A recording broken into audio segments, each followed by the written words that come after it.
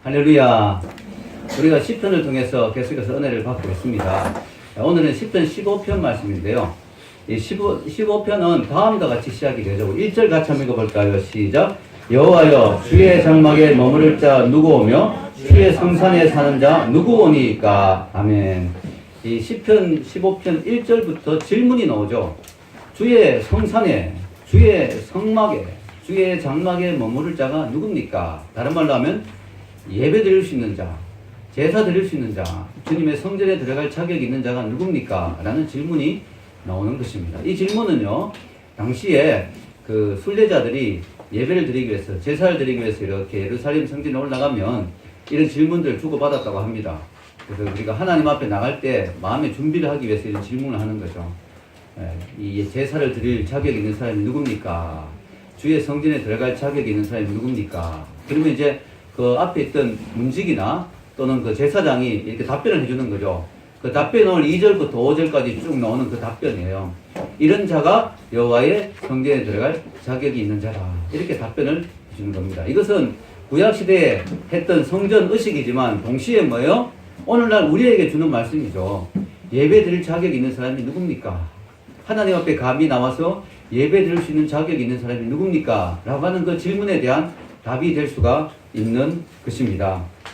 오늘날 우리는 은혜 시대에 살고 있어요. 은혜 시대에. 그러다 보니까요, 별 다른 생각 없이 예배에 참석한 경우가 참 많습니다. 즉, 하나님이 우리에게 요구하시는 예배자의 자격에 대해서 생각하지 않고 고민하지 않아요. 그냥 당연히 예배 나오면 되는 거 아니냐, 이렇게 생각하고 나오는 경우가 참 많습니다. 심지어는 예배 나와주는 것만 해도 어디냐, 이렇게 생각하는 사람들 많습니다. 내가 예배 나와주는 것만 해도 하나님이 감사해야지, 이렇게 생각하는 경우가 참 많습니다. 그래서 오늘 말씀처럼 예배자의 자격, 하나님 앞에 나올 자의 자격을 요구한다는 걸 우리가 알게 되면 참 어떻게 보면 도전을 받고 충격을 받을 수가 있어요. 우리 하나님은 우리에게 참된 예배를 위해서는 준비가 필요하다 하는 사실을 우리에게 알려주시는 거죠. 우리가 보통 예배에 대한 준비라고 하면 뭘 생각합니까? 그 전날 일찍 자는 거, 그죠? 그래서 제가 자주 이야기하죠. 주일 예배는 일요일 오전에 시작되는 게 아니라 토요일 저녁부터 시작된다. 여러분, 토요일 저녁에 여러분이 영화 한 편 내려받아가 새벽 2시까지 보고 게임에 빠져가 새벽 3시까지 게임하고 하면은 주일날 예배가 제대로 안 됩니다. 그죠? 일어나기도 힘들고 와서 또 졸게 되고. 그래서 사실 토요일 저녁부터 예배가 시작되는 거죠. 준비가 시작되는 거죠. 뭐 그 말도 맞아요. 또 우리가 예배 준비라고 하면 복장을 생각하죠. 아, 내일 무슨 옷 입고 갈까? 특히 자매님들은 그 전날 저녁에 반드시 옷을 골라놔야 됩니다. 왜냐면 아침에 옷을 선택하다가 예배 시간에 늦어지는 그런 경우가 있을 수가 있습니다. 그래서 그 전날 저녁에 내일은 무슨 옷을 입고 갈까 딱 걸어놓고 필요하면 다림질도 해놓고 딱 준비해 놓는 거 필요하죠. 그리고 또 뭐가 필요합니까? 헌금도 미리 준비해서 이렇게 하는 게 좋죠. 아침에 막 급하게 와서 헌금 바구니가 앞에 오면 막 당황해서 막 꺼내다가 1,000원 내려고 해도 5만 원 낸다든가, 그래서 막 후회하고 돈을 아까워한다든가 그러면 안 되죠. 네. 그러면 우리가 준비된 1,000원을 내더라도 준비된 마음으로 이렇게 내는 거, 이런 것도 다 예배의 준비입니다. 그런데 오늘 성경은 그런 준비보다 더 중요한 준비가 있다 하고 이야기하는 거예요. 의식이나 절차에 관한 준비보다 더 중요한 준비가 뭐냐? 그것은 바로 일상의 삶에서의 준비, 일상의 삶에서의 영성을 이야기하는 것이죠. 우리가 일상의 삶에서 준비되어지고 영성을 갖추는 것이 참된 예배를 위해서 필요하다 하는 것이죠. 그래서 우리 일상의 삶이 윤리적이고 도덕적이고 그렇게 영적으로 준비되지 않으면 우리가 하나님 앞에 참된 예배를 드리기 어렵다 하는 것을 오늘 성경은 말해주고 있습니다. 어떻게 보면 이게 율법주의로 느껴질 수도 있어요. 언대로 나오는 건데 무슨 뭔 삶의 도덕이나 또 어떤 윤리적인 삶을 꼭 살아야 되느냐, 그래야 꼭 예배를 드릴 수 있느냐, 이렇게 율법주의적인 이야기 아닌가라고 생각할 수도 있어요. 그런데 여러분 알아야 될 사실은요, 이 말씀은 처음에 교회에 나오는 초신자에게 주시는 말씀이 아니라는 거예요. 초신자는 사실 누구나 오라, 하나님 앞에 나오는 것 자체가 너무 귀하잖아요. 누구나 오라 이런 초청을 우리가 할 수 있지만, 그러나 예배를 삶에서 늘 매주 예배 드리는 이 예배자, 늘 드리는 예배자에게는 하나님이 요구하시는 조건이 더 높아지는 거죠. 마치 일반적인 무리들보다 하나님을 따르는 제자들에게 주시는 요구 조건이 높듯이 하나님 우리에게 주시는 요구 조건이 있다는 거죠. 꾸준히 신앙생활을 하려면 하나님 앞에 이런 자세가 필요하다 하는 것입니다.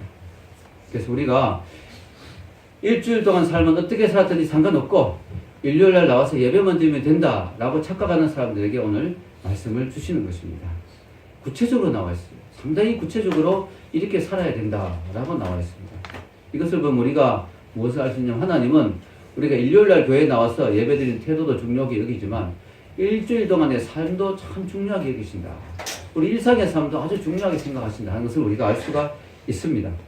자, 우리가 하나님에 대해서 착각하거나 오해하면 안 돼요. 그 착각이나 오해는 뭐냐면은 하나님은 예배 의식에만 관심 있는 분이다. 예배 드릴 때 그 예배에 어떤 태도로 드리냐 그것만 관심 있는 분이다 라고 착각하기 쉬워요. 그렇지 않습니다. 오늘 성경에 보면 그렇지 않아요. 전혀 그렇지 않아요. 하나님은 우리가 입술로 기도하고 찬양하는 그 입술도 귀하게 보시지만 또 뭘 중요하게 여기냐면 너가 그 입술을 가지고 일주일 동안 사람들에게 어떤 말을 하고 살았느냐 어떤 말들을 했느냐 하는 것도 중요하게 여깁니다. 기도하는 입술만 보시는 게 아니라 찬양하는 입술만 보시는 게 아니라 평상시에 이웃을 대할 때 내가 언어를 어떻게 사용했는가를 하나님은 중요하게 여긴다는 것이죠. 오늘 말씀을 보면. 또한 우리가 주일날 교회에 나와서 헌금하고 이 사람이 헌금을 했느냐 안 했느냐 11조를 했느냐 아니냐 이것도 하나님이 중요하게 보시지만 뭐예요? 너가 헌금할 때 그 헌금하는 그 돈을 어떤 방법으로 벌었느냐 정직하게 벌었느냐 깨끗하게 벌었느냐 이것도 중요하게 보신다는 거예요. 오늘 성경을 보면. 여러분 놀라운 사실은요. 오늘 시편 이 15편이 예배 의식에 관한 노래지만 예배 의식, 절차, 성결, 또 제사, 헌금, 정결 의식 이런 거에 대해서 한마디도 이야기하지 않아요. 오히려 윤리적인, 도덕적인 부분들을 이야기합니다. 이게 참 놀라운 거죠. 예배 의식에 대해서 이야기를 하는데도 누가 여호와의 성전에 들어갈 자격이 있습니까? 라고 할 때 옷을 이렇게 갖춰 입고 신발 이렇게 신고 이런 태도로 또 이런 재물을 가져오고 이런 걸 이야기할 것 같은데 놀랍게도 하나님은 일상의 삶에서의 윤리와 도덕을 이야기하신다는 거죠. 그게 2절부터 5절까지 나와 있는데요. 여러분 그 본문에 2절과 5절에 2절에서 5절까지 한번 읽어볼까요? 시작. 정직하게 행하며 공의를 실천하며 그의 마음에 진실을 말하며 그로 남을 허물하지 아니하고 그의 이웃에게 악을 행하지 아니하며 그의 이웃을 비방하지 아니하며 그의 눈은 망령된 자를 멸시하며 여호와를 두려워하는 자를 존대하며 그의 마음에 소원한 것은 해로울지라도 변하지 아니하며 이자를 받으려고 돈을 구워주지 아니하며 외부를 받고 무죄한 자를 해하지 아니하는 자이니 이런 일을 행하는 자는 영원히 흔들리지 아니하리이다. 아멘. 자, 여기 보면요. 도덕적인 윤리적인 삶에 대해서 잔뜩 이야기를 적어 놓았죠. 왜 이렇게 하나님은 상세하게 우리의 일상의 삶에서 윤리적이고 도덕적인 기준들을 이렇게 정확하게 적어 놓았을까요? 그것은요. 착각하지 말라는 것입니다. 뭘 착각하지 말라는 거냐? 삶은 얼렁뚱땅 엉터리로 살아놓고 일요일날 교회에 나와서 예배만 드리면 하나님이 그의 예배를 그의 제사를 받아줄 것으로 착각하지 말라는 거예요. 삶이 일치가 되는 제사를 드려야 한다. 삶이 일치가 되는 예배를 드려야 하나님은 그 예배를 받으신다는 강력한 메시지를 오늘 우리에게 주는 것입니다. 그럼 구체적으로 우리가 어떻게 살아야 될까요?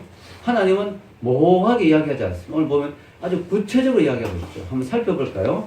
먼저 정직하게 행하며 라고 이야기하고 있죠. 정직하게 행하며. 이것은 말과 행동이 정직하고 흠잡을 데가 없고 일치되는 삶을 살아야 된다는 것이죠. 여러분, 교회는 열심히 나오는데 말에 실수가 있는 사람이 참 많습니다. 말로 남에게 상처 주고 말로 남을 해하고 말로 남을 비방하고 말로 남을 모욕하고 말로 실수하고 그런 사람들이 참 많은데 하나님은 우리 언어에 대해서 되게 관심이 많아요. 여기 말씀드렸지만 시편의 다른 말씀 혹은 잠언의 말씀 혹은 야고보서의 말씀 보면 언어에 대한 이야기를 참 많이 하시죠. 여기 보면요. 정직하게 행하면 언어도 포함되죠. 여기도 또한 뒤에도 보면 계속 나와요. 그의 마음에 진실을 말하며 이것도 언어죠. 언어. 진실한 언어. 그의 혀로 남을 허물하지 아니하고 혀에 대한 이야기가 나오죠.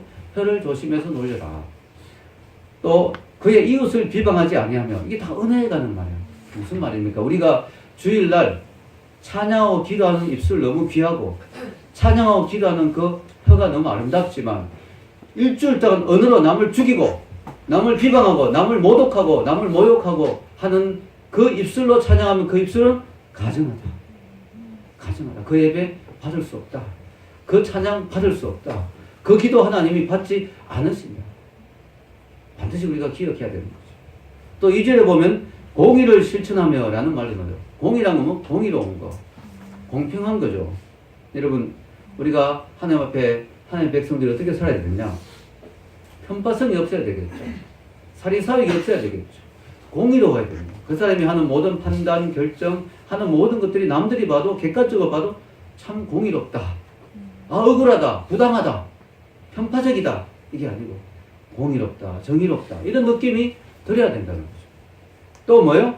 그의 이웃에게 악을 행하지 아니하며. 이 악을 행한다는 것 자체가 참 나쁜 거죠. 근데 더군다나 이웃에 악을 행한다. 여기 이웃이 다른 번역에 보니까 벗이라고 돼. 친구. 여러분, 우리가 다른 사람이 나에게 해를 끼칠 때, 악을 행할 때 참 마음에 상처가 되고 아프지만, 믿고 신뢰하던 이웃, 친구가 나에게 상처를 줄 때는 더 아프잖아요. 그런 사람이 돼서는 안 된다는 거죠. 또 여기 주목해야 될 것은요, 4절에 보면 그의 눈은 망령된 자를 멸시하며 여호와를 두려워하는 자들을 존대하며 이렇게 되어 있습니다. 이게 무슨 뜻일까요? 망령된 자가 다른 번역을 보니까요, 하나님을 업신여기는 자가 망령된 자예요. 그러니까 이 사람이 하나님 기뻐하신 자가 어떤 자냐?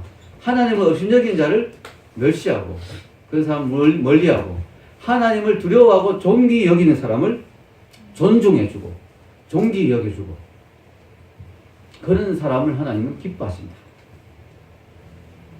우리가 누구를 좋아하고 존귀하고 따라가느냐, 이게 정말 중요하죠. 내 멘토가 이 사람입니다 라고 할 때, 내가 이 사람을 참 존경하고 따라갑니다 할 때, 그 사람을 보면 그 사람을 알 수 있어요. 그 사람 주위에 이상한 사람들만 있다. 내 멘토라는 사람들이 이상한 사람들이다. 하나님을 멸시하고 무시하는 사람들이다. 그 사람은 참 문제가 있는 거죠. 이 사람이 내 멘토입니다. 이 사람을 난 존경하고 따릅니다 할 때, 그 사람이 참 하나님 앞에 고결하고 정말 하나님을 사랑하고 경외한 사람이다. 그럼 그 사람의 삶이 참 복된 거죠. 여러분, 하나님을 무시하는 사람은 우리도 멀리하고, 하나님을 존경한 사람을 가까이 해야 돼요. 그런 사람을 하나님은 복을 주신다고 아브라함을 보면 이야기해요. 아브라함이 하나님을 참 존경하고 경외하는 자죠. 그때 하나님은 아브라함에게 뭐라고 약속하십니까? 창세기 12장 3절에 보면, 여러분 같이 읽겠습니다. 너를 축복하는 자에게는 내가 복을 내리고 너를 저주하는 자에게는 내가 저주하리니 땅의 모든 족속이 너로 말미암아 복을 얻을 것이라 하신지라. 아멘. 여기 나오잖아요. 하나님을 경외하는 아브라함을 축복한 자는 하나님이 축복하시고, 아브라함을 멸시하고 무시하는 자는 하나님이 저주하신다. 그렇게 이야기하죠. 또 하나님이 기뻐하는 모습이 어떤 거냐? 4절에 보면, 끝에 보면 참된 예배자는 그의 마음에 서원한 것은 해로울지라도 변하지 아니하는 자. 즉 입으로 말을 함부로 하지 않고 했는 말은 반드시 지키는 자. 여러분, 우리 믿는 사람이 말로 해놓고 안 지키는 경우가 참 많죠. 가장 대표적인 게 뭐예요? 기도하겠습니다. 예, 기도할게요. 안 해요. 안 하면 안 됩니다, 여러분. 이게 했는 거 안 지키는 거잖아요. 우리 믿는 사람은 했는 말을 지키는 사람이 돼요. 그래서 여러분, 우리 믿는 사람은요, 보증수표가 돼요. 보증수표. 저 사람이 말했으면 믿을 만하다. 왜냐하면 저 사람은 크리스찬이니까. 저 사람은 믿는 사람이니까. 저 사람이 저렇게 하겠다고 했으면 반드시 할 거라고. 저 사람이 도와주겠다면 반드시 도와줄 거라고. 저 사람이 내가 돈을 줄게 하면 반드시 줄 거라고. 내가 저 사람이 하겠다고 약속했으면 반드시 할 거라고 믿어지는 사람이 돼야 되겠죠. 또 마지막으로 5절에 보면요, 이자를 받으려고 돈을 구워주지 아니하며 뇌물을 받고 무죄한 자를 해하지 아니하는 자. 다 표해야 됩니다. 자, 돈을 구워주는데 이자를 받으려고 하지 않아야 됩니다. 여러분, 성경에는 특히 히브리인들끼리는 이자를 받는 걸 금했어요, 성경은. 그래서 돈을 빌려주는 목적은 오로지 그 사람을 위해서 빌려주는, 내가 유익을 위해서. 내가 이자를 받으면 내가 유익이 되잖아요. 근데 이자를 전혀 받지 못했기 때문에 내가 돈을 빌려줄 때는 그 사람이 유익을 위해서 빌려주는 거예요. 여러분, 우리 기독교인들은요, 교회 안에서 돈을 꾸우면 안 됩니다. 돈 좀 빌려주세요 이러면 안 됩니다. 근데요, 정말 힘들 때가 있거든요. 그때는 돈이 필요해요 라고 말하세요. 그러면 그 사람이 안 받을 생각하고 주세요. 무슨 말인지 아시겠어요? 정말 필요하면 내가 이런 게 좀 필요해요. 주는 사람도 받을 생각하지 말고 주세요. 그래야 시험이 안 돼요. 가급적이면 안 빌리는 게 좋고 꼭 빌려야 된다면 그렇게 하는 게 좋습니다. 받을 생각 안 하고 주면 시험이 안 돼요. 근데 받을 생각하고 주면 어떻게 돼요? 참 시험이 되죠. 우리가 이 당시에 고대 건동에서 이자율이 되게 셌다고 합니다. 어느 정도였냐면 제가 조사를 해보니까 바벨론에서 이자율이 심할 경우에 33.3%, 그리고 아시리아에서는 50%를 받기도 했고. 그러니까 이게 완전히 무슨 고리 대금업자죠. 이거 엄청난 거죠. 이런 거 하지 마라. 하나님 보시기에 이건 덕이 안 된다, 은혜롭지 않다, 이런 거 안 한 사람을 하나님 기뻐하신다. 그리고 뇌물을 받지 마라. 이거 정말 중요하죠. 뇌물을 받으면 어떻게 돼요? 반드시 굽어진 판결을 내리게 되죠. 팔이 안으로 굽는다 하듯이 뇌물을 받게 되면, 뭘 받아 먹게 되면 공정한 판결을 내리기가 힘들고 편파적으로 하게 될 수밖에 없습니다. 그러다 보면 무죄한 자, 아무 참 죄 없는 자가 손해를 보게 되는 거죠. 요즘도 여러분 이렇게 그거 할 때 뭐 이렇게 공기업에서 뽑을 때 막 이렇게 어떻게 뇌물을 받거나 아니면 좀 아는 사람을 통해서 뭐요? 좀 이렇게 편파적으로 사람 뽑는 경우가 있잖아요. 그래서 실력 있는 사람 막 떨어뜨리고 실력이 없는데 막 뽑아주고, 그죠? 그러다 보면 어떻게 돼요? 무죄한 자가 해를 입게 되죠. 이 사람은 들어갈 자격이 되는데도 이런 사람 때문에 못 들어가게 되는 거죠. 공정하지 못하잖아요. 이런 거 하지 마라. 하나님이 말씀하십니다. 그래서 여러분 참 놀라운 건요. 하나님이 예배에 자격에 대해서 논하는 자리에 이런 이야기들을 하신다는 사실이 놀라운 거예요. 예배 드릴 자격이 있는 사람이 누굽니까? 할 때 하나님이 이런 이야기들을 하신다. 하나님은 우리 일상의 경제 생활에 대해서 관심이 많다는 거예요. 왜 우리가 이래야 되느냐? 왜 우리가 이런 사람이 되어야 되냐면 우리 예배 대상이 하나님이기 때문입니다. 우리 예배 대상이 하나님은 어떤 분이? 성산에 계신 분, 거룩한 산에 계신 분, 거룩한 성소에 계신 분. 그 말은 그분은 거룩한 분이라는 거죠. 그 말은 그분은 죄가 없다는 거죠. 그 말은 그분은 공의롭고 의롭고 정직하다는 거죠. 그분은 신실하다는 거죠. 그분은 했는 말을 바꾸지 않는 분이고 신뢰할 만한 분이라는 거죠. 그런 분을 예배하는 자가 말을 함부로 하고 신뢰할 수 없는 말들을 하고 남에게 뇌물을 받고 남을 괴롭히고 비방하는 자가 어떻게 그런 하나님 앞에 예배할 수 있겠냐 이거죠. 우리 예배의 대상이 그런 하나님이기 때문에 우리 또한 그런 자가 되어야 예배할 자격이 되는 거 아니냐는 거죠. 아멘입니까? 네. 그렇지 않습니까? 여러분 이거는요 여기서만 이야기하는 게 아니에요. 하나님이 이스라엘 백성을 출애굽해서 시내산에서 가장 먼저 주신 계명이 십계명이잖아요.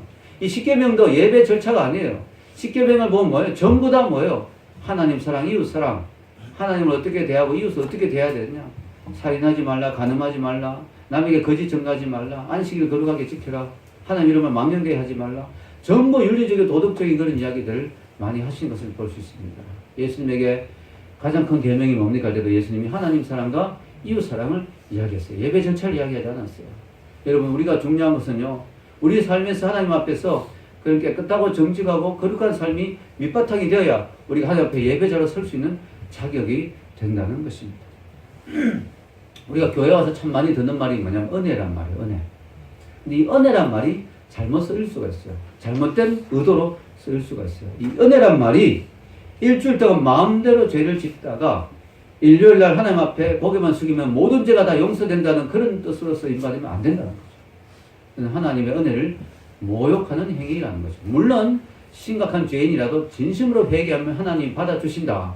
그 은혜죠. 그러나 이 은혜가 내가 마음대로 죄를 지어도 일요일날 고개만 숙이면 된다는 그 면죄부로 쓰임받으면 안 된다는 거예요. 그래서 하나님의 은혜를, 그 고귀한 은혜를 모독하는 행위가 된다는 것입니다.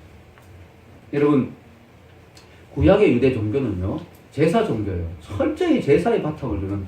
여러분 구약 성경에 보면 전부 제사잖아요. 전부 제사 절차에 대해서 쫙 넣고. 근데 놀랍게도 하나님이 구약의 어딘가에 제사가 너무 싫다라고 하는 내용이다. 재물들 꼴도 보기 싫다라는 말이 나와요. 제사 드려온 너희들 꼴도 보기 싫다라는 말이 나와요. 너무 놀라운 충격적인 말이죠. 이사야서 1장 11절에서 14절입니다. 여러분 주보에 한번 읽어볼까요? 시작. 여호와께서 말씀하시되 너희의 무수한 재물이 내게 무엇이 유익하뇨? 나는 수장의 번제와 살찐 짐승의 기름에 배불렀고 나는 수송아지나 어린 양이나 순염소의 피를 기뻐하지 아니하노라. 너희가 내 앞에 보이로니 이것을 누가 너희에게 요구하였느냐? 내 마당만 밟을 뿐이니라. 헛된 재물을 다시 가져오지 말라. 분양은 내가 가증히 여기는 바요 월삭과 안식일과 대회로 모이는 것도 그러하니 성회와 아울러 악을 행하는 것을 내가 견디지 못하겠노라. 내 마음이 너희의 월삭과 정한 절기를 싫어하나니 그것이 내게 무거운 짐이라 내가 지기에 곤비하였느니라. 아멘. 참 충격적인 말씀입니다. 그죠? 너희들 재물 내가 질린다. 싫다. 너희들 성회로 모이는 건 내게 짐이다. 짐. 부담이다. 너무너무 힘들다. 너희들 헛된 예배 드리고 있다. 내 마당만 밟고 가는 거다. 아무 의미 없는 예배 드리고 가는 거다. 차라리 문 닫았으면 좋겠다. 이렇게 하나님이 이야기하시죠. 왜 이렇게 하나님이 이렇게까지 싫어하실까? 그들이 그래도 재물을 들고 예배 드리러 오는데 그 성의가 얼마나 대단합니까? 근데 하나님 왜 이렇게 싫어하실까? 그것은요, 그 다음 구절에 잘 나와 있죠. 이사야서 1장 15절부터 그 다음 읽겠습니다. 시작. 너희가 손을 펼 때 내가 내 눈을 너희에게서 가리고 너희가 많이 기도할지라도 내가 듣지 아니하리니 너희의 손에 피가 가득함이라. 너희는 스스로 씻으며 스스로 깨끗하게 하여 내 목전에서 너희 악한 행실을 버리며 행악을 거치고 선행을 배우며 정의를 구하며 학대받은 자를 도와주며 고아를 위하여 시원하며 과부를 위하여 변호하라 하셨느니라. 아멘. 오늘 이 말씀이 읽은 오늘 시편 말씀하고 상당히 연관이 되죠. 너희 악을 행하고 일주일 동안 악을 행하고 일주일 동안 약한 자를 괴롭히고 일주일 동안 피를 흘리고 와서 제사 드린다? 예배 드린다? 자격 없다. 나는 받지 않겠다. 라고 하나님이 이야기하십니다. 여러분, 하나님은 이런 제사, 이런 예배가 오히려 부담이 된다.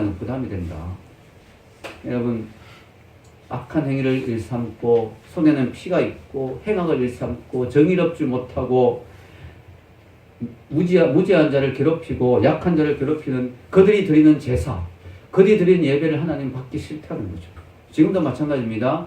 주일날 교회에 나와서 예배드리고 헌금을 하고 목소리 높여 찬양하고 기도하지만 집에서는 가족들에게 함부로 대하고 욕설을 하고 직장 동료나 부하나 또 직장에 만난 사람들에게 함부로 대하고 욕설하고 심하게 대하고 뇌물을 받고 불의를 일삼고 약한 자에게 갑질을 해대는 그런 사람이 드리는 예배를 하나님은 받지 않겠다는 것이죠.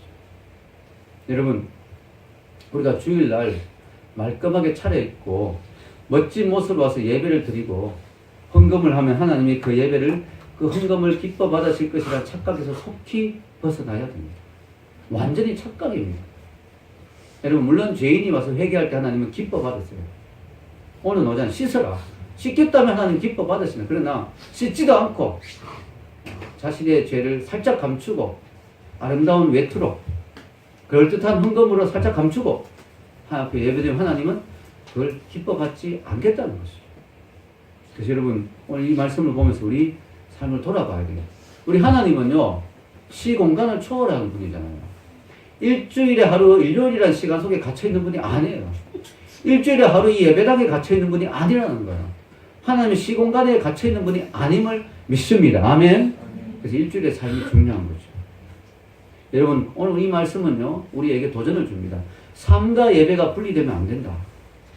따라서 삶과 예배가 분리되지 말자.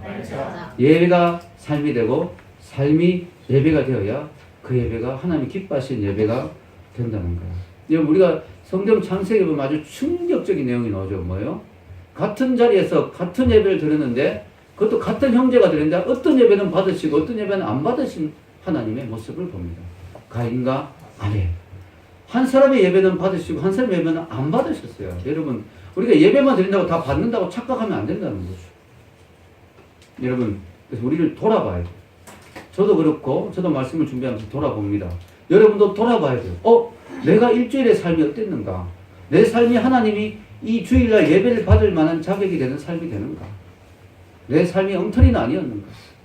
가족들에게 함부로 대하고 직장 동료들에게 함부로 대하고 약한 자들을 갑질하고 무시하고 천대하고 함부로 행동하고 내가 예배드리고 있는 것은 아닌가? 내가 버는 돈은 깨끗한 돈인가? 우리가 돌아봐야 된다는 것이죠. 여러분, 한국교회가 지금까지 이런 부분을 가르치는데 소홀했어요. 이미 구약이 이렇게 나와 있는데도 한국교회는 뭘 가르쳤느냐면은 바깥에서는 어떻게 살았든지 간에 교회 잘 나오고 주일 성수 잘하고 헌금 열심히 하면 복 받는다는 것만 가르쳤어요. 그게 한국교회의 실수였어요. 물론 바깥에서 아무래도 살아도 된다라고 가르친 건 아니에요. 그러나 강조를 너무 하다 보니까 주일 성수 잘해라. 11조 잘해라. 교회 나오면 복 받는다. 헌금 열심히 하면 복 받는다. 이걸 너무 강조하다 보니까 바깥에서 어떻게 살아야 된다는 것은 못 가르쳤어요. 교회에서 어떻게 하면 훌륭한 그리스도인이 된다는 것은 가르쳤는데 바깥에서 어떻게 하면 훌륭한 부모가 되는지, 어떻게 하면 훌륭한 남편이 되는지, 어떻게 살아야 훌륭한 아내가 되는지 못 가르쳤어요. 교회에서 훌륭한 장로가 되고 집사가 되는 것은 가르쳤는데, 주일 성수 잘하고 11조 잘해야 된다 가르쳤는데, 바깥에서 어떻게 하면 훌륭한 그리스도인 의사가 되는지, 훌륭한 그리스도인 기업가가 되는지, 훌륭한 그리스도인 직장인 학생이 되는지를 못 가르쳤다는 거죠. 그래서 그 결과가 어떻게 되냐? 그리스도인의 삶과 예배가 분리되어 버립니다. 오늘 성경은 분명히 삶과 예배가 하나 되라고 이야기합니다. 근데 분리되어 버렸어요. 그래서 사람들은 착각합니다. 아, 예배 잘 드리니까 괜찮겠지. 근데 삶은 엉망이에요. 그런데도 잘하고 있는 걸로 착각해요. 근데 안 믿는 사람들이 보기에는 뭐예요? 우리 예배드리는 모습은 안 보잖아요. 3만 보잖아요. 3만. 여러분 일주일에 3만 예배 드리는 사람 우리의 모습은 안 보고 삶만 본단 말이에요. 그리고 뭐라고 합니까? 기독교인이 왜 저래? 이렇게 돼요. 그래서 이 기도 한국교회가 이렇게 욕을 먹는 거예요. 지금. 우리 삶과 예배가 합쳐졌다면 이런 욕을 들을 필요가 없는 거죠. 근데 우리는 이걸 잘못한 거예요. 목사님 저부터 반성해야 됩니다. 여러분 이런 이야기를 본 적이 있습니다. 어떤 교회 옆에 자그마한 가게가 있었는데 어느 날 그 가게 그 교회에 새로운 담임 목사님이 오셨어요. 근데 그 가게 주인이 교회 다니는 분도 아닌데 어느 날 어떤 사람이 이야기하다가 이런 말을 했어요. 그 가게 주인이 옆에 그 교회 교인하고 이야기하다가 이번에 새로 오신 목사님이 설교를 참 잘하시는 것 같아요. 근데 그 사람이 깜짝 놀라가 아니 아주머니 교회 안 다니시는데 설교 들어보셨어요? 그러니까 아, 설교는 안 들어봤습니다. 어떻게 아세요? 그러니까, 요즘 목사님이 오시고부터 외상값을 때문에 교인 숫자가 줄었어요. 아주 중요한 이야기입니다. 아주 중요한 이야기입니다. 여러분 목사님이 오시고부터 새로 목사님이 오시고부터 외상값을 때문에 교인 숫자가 줄었다. 즉 삶이 조금씩 변화되고 있는 거죠. 설교 잘하는 거죠. 설교 잘했다는 거예요. 여러분 인도의 간디가요. 나는 그리스도는 좋아하지만 그리스도인은 싫어한다. 그러면서 하는 말이 당신들 그리스도인이 그리스도처럼 살았다면 이 인도는 벌써 복음화 됐을 거다. 라고 뼈아픈 말을 했어요. 왜 세상 사람들이 그리스도는 좋아하지만 그리스도인은 싫어한다고 말할까요? 우리 삶이 일치가 되지 않기 때문이죠. 예수님이 바리새인들 보고 뭐라고 비판하십니까? 마태복음 23장 3절 읽겠습니다. 그러면 무엇이든지 그들이 말하는 데는 반은 행하고 시키되 그들이 하는 행위는 본받지 말라. 그들은 말만 하고 행하지 아니하며. 바리새인들의 문제가 뭐예요? 말은 그럴듯한데 행동은 없었다는 거죠. 그러니까 말은 따라해도 좋다. 말대로 너희들이 살 수만 있다면 좋다. 그러나 행동은 보고 배우지 마라. 영 아니다. 여러분 우리 교회가 청년들에게 강조한 것이 두 가지가 있어요. 여러분. 물론 큐티 강조, 기도 강조도 하지만 베이식으로 기본으로 여러분 교회에 처음 나오면 아주 강조하는 게 두 가지가 있어요. 그건 뭔지 아세요? 하나는 예배의 목숨 걸라. 둘째는 삶의 예배가 되라.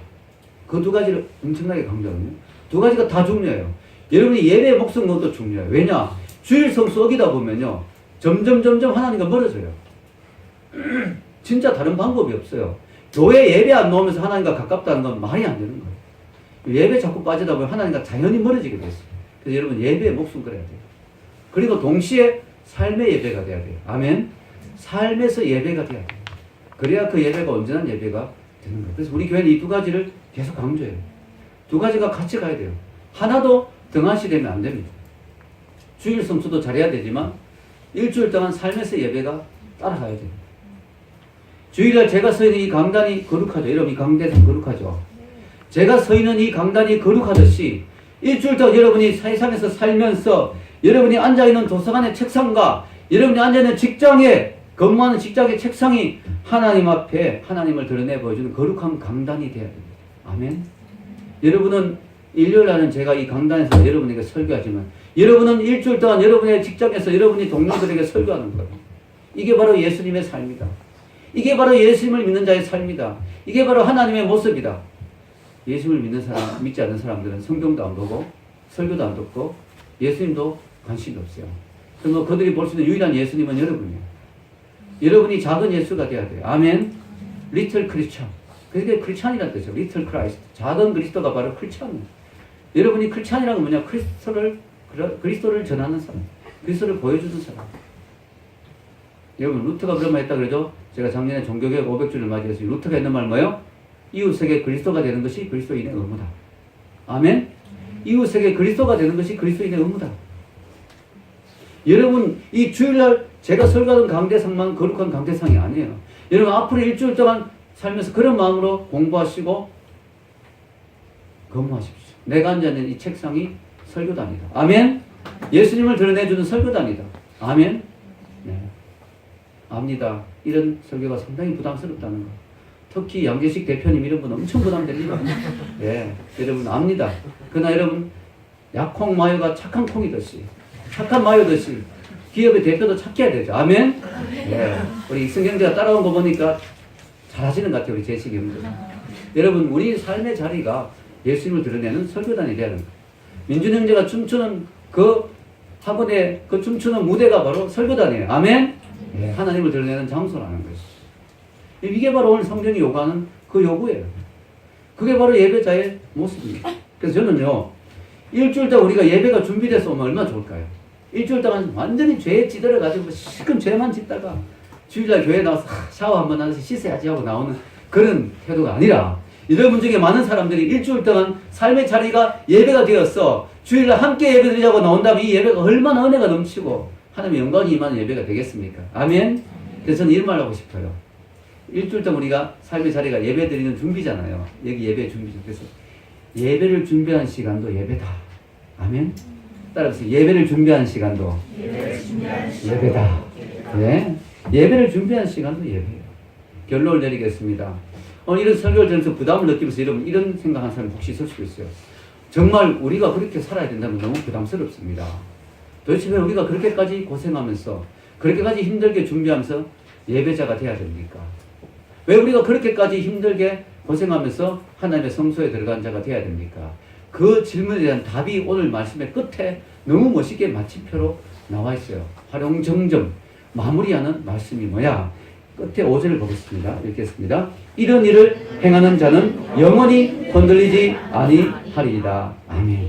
이게 바로 이유입니다. 우리가 하나님 앞에 참된 예배자로 서기 위해서 이렇게 몸부림치는 이유는 우리가 영원히 흔들리지 않는 인생이 되기 위해서. 여러분, 이 세상에 하나님이 아닌 모든 것은 다 흔들립니다. 안전하지 못해요. 어떤 것도. 여러분의 권력이나 미모나 여러분의 젊음, 여러분의 물질, 여러분의 모든 건강도 안전하지 못해요. 다 흔들려요. 다 흔들려요. 어쩔 수 없어요. 세월의 흐름 앞에는 다 어쩔 수 없어요. 그런데 우리가 영원히 흔들리지 않는 그분이 계시다는 거. 영원히 흔들리지 않는 그분 앞에 우리가 영원히 서기 위해서 우리는 예배자로 살아야 되는 거예요. 아멘? 그래야 우리의 인생이 영원한 안전이 보장되는 거예요. 영원한 천국이 보장되고 영원히 하나님과 함께 거할 수 있는 성소에 들어갈 수 있는 자가 바로 하늘 길을 찾은 사람이고 영원히 천국에 머물 수 있는 자격이 있는 사람이죠. 우리가 그런 사람이 되기 위해서 우리는 이 예배자의 삶을 주일뿐만 아니라 일주일 동안 살아야 되는 줄 믿습니다. 은혜가 여러분의 있기를 주의 이름으로 축원합니다. 우리 같이 기도하겠습니다.